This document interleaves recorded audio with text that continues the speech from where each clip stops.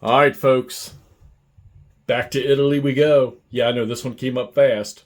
One more turn, and it's over. Epic failure by the Allied forces to land in Italy and cut off all the Germans to the south. But man, they would have got a massive stuff. Oh, this really stinks because the next reinforcements for the Commonwealth was going to be down here on the south, and they probably could have raced up and took this point right here. But the automatic victory conditions call for 8. Germans took back the victory location here, and the Allies ended the turn. They couldn't take anything. They end the turn with 7 victory points. Okay, so let's discuss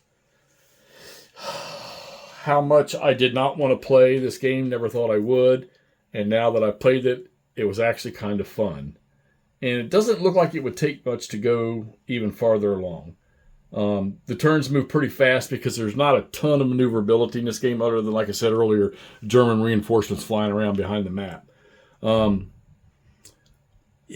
Getting combat odds in this game, especially since, 95% of the map is hills or mountains or cities, kind of tough because the Germans don't have to put too many units in locations in order to stop. And then, of course, silhouetted units in, hills and cities, they're not going to get, they can't be doubled on the defense. So you got to make sure you put grunts, anything that's not silhouetted, armored infantry, mech infantry, or whatever. You got to put motorized stuff or infantry, just put them in the cities. But, once the Germans established this line with a few counterattacks they did right in here, these units held on to Battaglia, or whatever it's called, Battaglioli. They held on to that forever. And this went back and forth right here, but the Germans took it back. And signed, sealed, delivered. They hang on and they get the automatic victory with the Allies not getting to the 8 victory points. I mean, they had 8, but they lost it. And they could carry that 8 for 3 turns, September 16th, 17th, and 18th. And that didn't happen. In the next turn, they would have had to have 9, so they probably needed to hang on to that. We attempted to take this one here again. It failed. That attack failed, and you see it was an exchange, okay? Step loss exchange. They lost that. In the next, if they would have had that, and then the next turn come on here and taken this one here, of course, the Germans would have moved into a blocking position here, so they probably would not have gotten it on the next turn. Because all you had to do is probably stick this guy right here in the hills, and he would have doubled up to a 6. And the reinforcements coming on, they could have gotten 12 maybe at the most. No, you couldn't have done that. They could have gotten maybe 9 to the attack, and they weren't going to get any artillery support from way back here. So yeah, a little bit of fun with this thing here, man. So not going to be one of my favorite Simonitch 4X games, but it was a good one.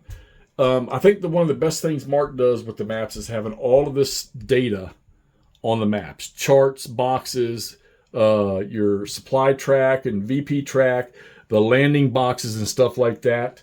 Terrain charts, very easy to read. You got your sequence of play with phases to mark, and that's excellent. I mean, granted, most of the time I'm not using it because I know what I'm doing, but sometimes I would look down and say, oh, let's put the phase marker where it needs to be. And big help. Floating reserve boxes to bring troops on to the beachheads or into ports, and then your killed boxes over here where you can bring reinforcements from if you need to. One of the things that I struggle with in this game is if you look over here, those are all the static coast units that we're in. I guess you call them coast. That's the only German unit that got totally smacked off the board, and that was a choice thing. Because the infantry defends in a city, gets doubled. This guy doesn't, so he came off the board. I took him off. That was the option. But the Allies, they I guess you could say they got pummeled. Plus, there's a lot of flip steps on here.